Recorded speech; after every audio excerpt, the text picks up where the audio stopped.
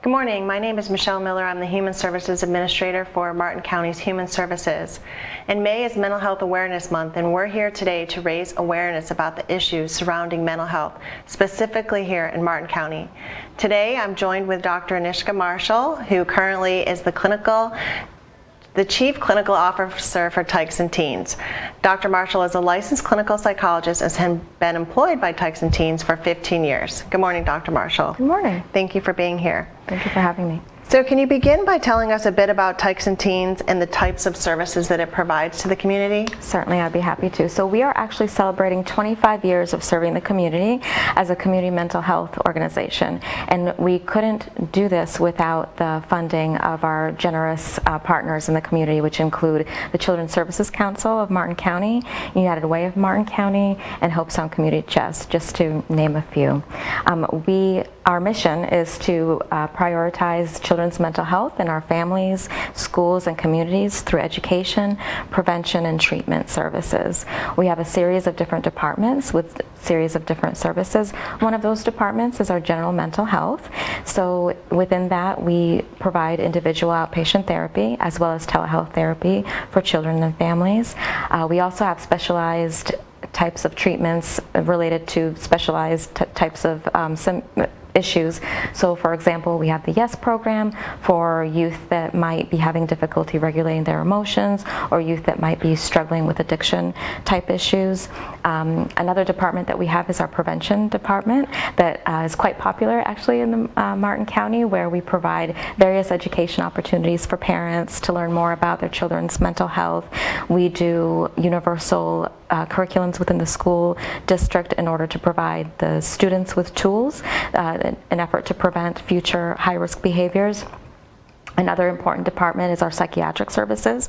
Currently, it's very difficult to find a pediatric psychiatric specialist, so we are very blessed to be able to have that. So I could go on for on and on, but those are just to highlight a few. So it seems that you provide several services for youth, specifically in Martin County. Would you say you, Tykes and Teens, is the biggest provider of services? I believe so.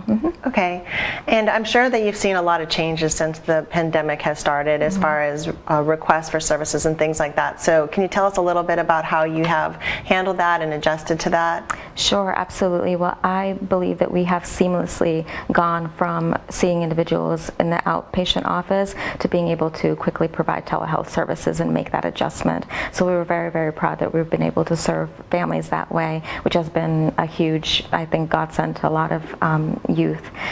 One of the things, well, two of the things that we've seen a rise in is definitely anxiety type symptoms and disorders, as well as a lot of high risk situations. More specifically, our high risk cases tend to generally be either youth that are contemplating suicide or youth that are engaging in self-injurious behaviors.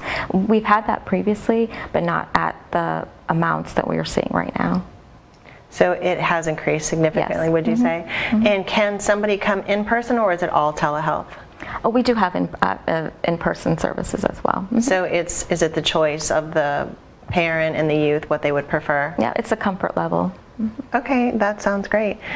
And what are some signs that a parent would see in their child which may indicate that they are experiencing some kind of mental health issues or crisis? Yeah, well, great question, and we usually want to get the word out about the 10 red light warning signs that we oftentimes share within our Moms for Mental Health campaign.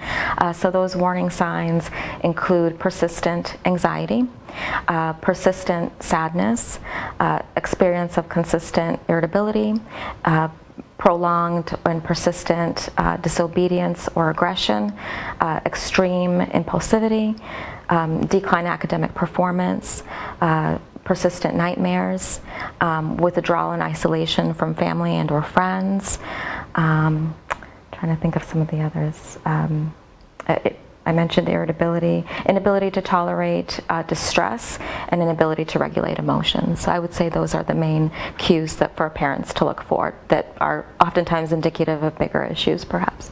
And what period of time would they be looking at? Like if they saw their child maybe going through something that only lasted a few days or a week, or what would you say the time frame would be before they would seek intervention? Yeah, I love that you asked that question, because a lot of times we have this with particularly teenagers, because as we know, teenagers can be by nature, because of the nature of that developmental level, that there can be ups and downs. So I would say anything that persists longer than 2 weeks, a parent might want to take a peek at.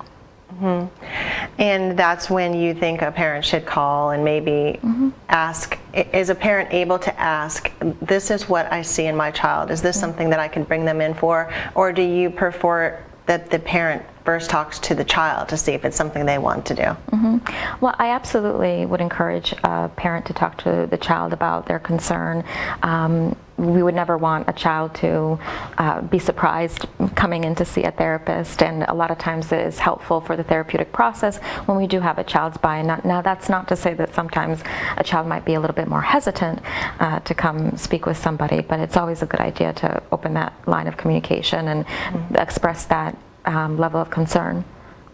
And one thing that we hear quite often is just how much stress is put on our youth these days, as far as school, social media, different kinds of pressure. What are maybe three things that you feel can be done to help alleviate some of those stressors that we're seeing? So there are some things that I feel that parents can do, and of course there are some things that I would encourage the youth to do. So as far as parents are concerned, I would encourage any parent to do meaningful check-ins with their kids. And by meaningful check-ins, I mean that one-to-one time where it's, no phones are involved, and there's just an open conversation of how are things going. In addition to that, maybe a normalization of, I've been hearing that a lot of kids right now are feeling, or might start feeling, like they just want to fall off the face of the planet. Have you ever felt that way? And just being able to open up the space that the parent is able and willing to hear that from their child. A lot of times, kids don't want to share certain things because they may feel that there's a discomfort level with the person that they're wanting to share that with. So as long as a parent shows that I'm here and I can create the space, and I am able to hear whatever you have, then I would say that would be extremely useful. Also, children learn more from what parents do versus what they say. So being mindful of the coping tools that the parents are using and how they're regulating their own emotions, because you can tell your child you should take deep breaths, but if you're not taking those deep breaths, chances are that child isn't going to want to do that as well. So again, being mindful and being a model of healthy coping skills, healthy communication, and healthy regulation of emotions. Also, and probably lastly, if I did have to just choose three, is family connections are so important. At our Tykes and Teens Prevention Services Departments does a campaign annually that originally started from Family Day, which was to encourage families to have at least 3 meals together throughout the week without the cell phone distractions, because the research behind having quality family connections is incredible with regards to what a huge prevention tool that is. So we've done that to encourage families, as well as Ditch the Device Day, where parents have an evening where devices are just locked away, and families can just connect, discuss, maybe play a game together. So again, because of the vast research on how powerful that can be, it can be such a simple thing, but something that I definitely would encourage parents to do. Yeah, I recently heard the statistic about even if a family just has a meal together one time a week, just how impactful that can be on a child. And like you said, just to think of something that simple would be that important to our children is, I think, a really great takeaway. Absolutely. So if a parent is watching right now and they want to find out about Tykes and Teens and your services, where can you direct them? Sure. Well, our website is a great place to obtain information, so that's www.tykesandteens.org, and of course contacting our regular number at 772-220-3439. And do you all have a Facebook page?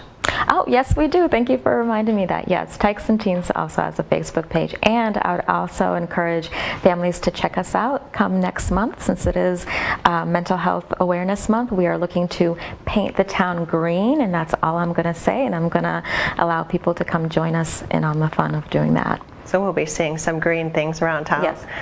Awesome. Well, I appreciate you taking the time to meet with me today and talk about these really important issues that are facing our community.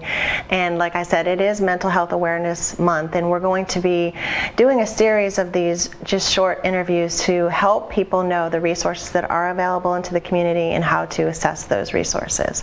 So thank you for joining me today. Thank you.